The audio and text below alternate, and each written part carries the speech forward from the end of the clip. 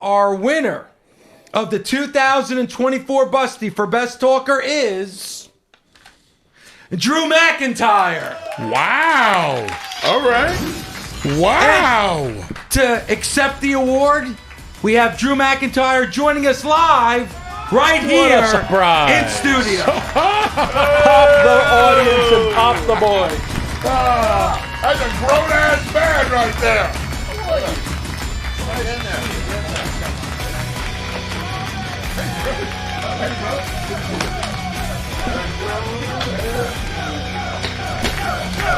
What a lovely surprise for the nation.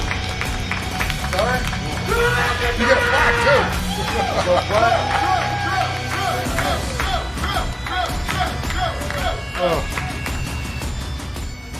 too. Drew McIntyre, congratulations to 2024 Best Talker in all of pro wrestling.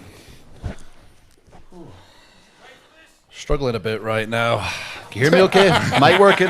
You guys hear Drew okay? Award for Best Talker. Yes. Yeah, I was just doing the Hot Ones show around the corner with Sheamus. my And gosh. I'm not good with anything spicy, so I'm struggling a little bit right now. What so number did you go to? Did you have to sign the paper to get to 4?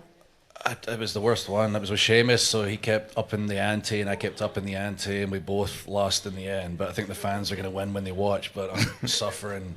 The bathroom's going to suffer later tonight. So, yeah, I mean, it's good to come in here. So I've not been keeping up. Like, how many go to awards 4? have been thus far? Who's won what so far since I've been eating You've hot actually wings? won 2. You won you were Feud of the Year and now that one. All right. What else has been thus far? Most popular, that wouldn't go to you. Best wrestler, Cody. Sorry. Female, no. So yeah, you're doing good. And who decides the awards? That's what I was asking all these questions. I was coming up. I didn't really get the answers. The nation. Well, The these nation. people out here. Well, also, Feud of the Joe Year. Hendry won. Feud of the Year. CM Punk and Drew McIntyre, Feud Yeah. of the Year. I mean, That's if it was like anything kissing your else, sister. then the thing might be a sham, to be fair. But even Superstar of the Year, that stings me a little bit. These are supposed to be the smart marks. It's not supposed to be whether you win or lose. It's supposed to be how was the year, not a what have you Joe, done for I me don't lately. know if you got the memo, but Cody finished the story at WrestleMania 40. I know you kept reminding us every 2 seconds, Dave. He just Drew kind of finished his story. Like, I mean, listen, I cover Monday Night Raw every night after dark, and Drew's the only person making sense now. He's the only guy telling the truth. Yeah, I mean, it was that way. It seemed like Best Talker, I appreciate that. It's just I started telling my truth, and I started feeling like I don't care what anybody thinks. I'm going to stop being the role, even what the company wants me to be or what the fans expect me to be. I'm going to speak my truth, and if people like it, cool. If they don't, I honestly don't care at this point. What's the worst thing you can do? Fire me. I don't care at this point. I'm going to be my authentic self. I see others following suit. And that's cool. It's good for them, which means I've just got to up the ante. I want to see all of our superstars stepping up, and a few of them are following in my footsteps. And I'm happy to see that. I don't know, I just got a lot in my mind. Maybe it's the hot wings or something. I'm just I got a question for you. conflicted at the moment. How does it feel to be able to set the standard? You've won championships, you lost them, but more than winning and losing championships, you've carved out a path based on your opinion of what things should be and sticking to that. How does it feel to make other people follow suit, like you said? You see other people following suit. And it's good. It's good for the industry. It's good for everybody. And if I felt the same way I felt a few months ago, I'd be really happy.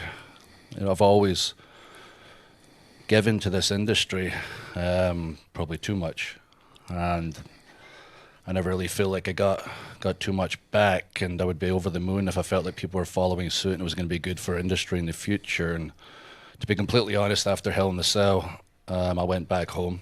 A close family member died. I don't care about the staples in my head, all that shit. Like, I can get over injuries. I've showed up with broken bones. I never told the office and worked right through it. But I've never had true time at home ever in 17 years. I've only ever been home when there's a wrestling show. I've missed weddings, birthdays, some funerals I should have been at just for this industry. My mum passed. I went home for a couple of weeks. I was straight back at work. I never truly dealt with it. And then going home this time and spending real time with my family, I realized I might have made a mistake. I've given and given and given and given to this industry, and it's taken and taken and taken from my real family. And I'm trying to keep it together. I respect everybody sitting with me right now. But as much as we're on the road, we call each other family. That's a matter of convenience. I was with my real family, and when I was gone for that 3 months, I can count on pretty much one finger how many people checked in, like, how you doing, Drew? And it really opened my eyes. What's going on around here. I tried to stay away from the social media and the likes.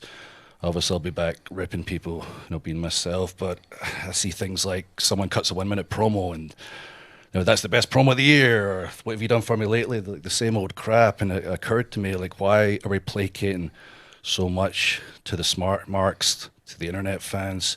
When did things change? And I realized it wasn't like when we started together, I was a young kid.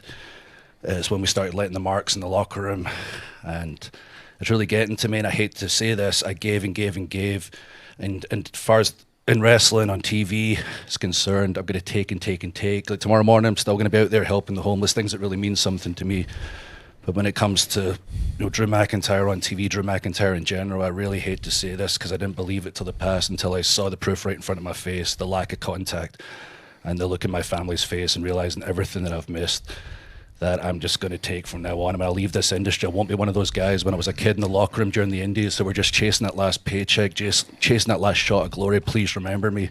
When I leave, when I retire, I'll have accomplished everything. And it doesn't matter if you're Mark Henry, Billy Ray, Tommy Dreamer, Drew McIntyre, Stone Cold Steve Austin. When you're gone, they move on, they forget.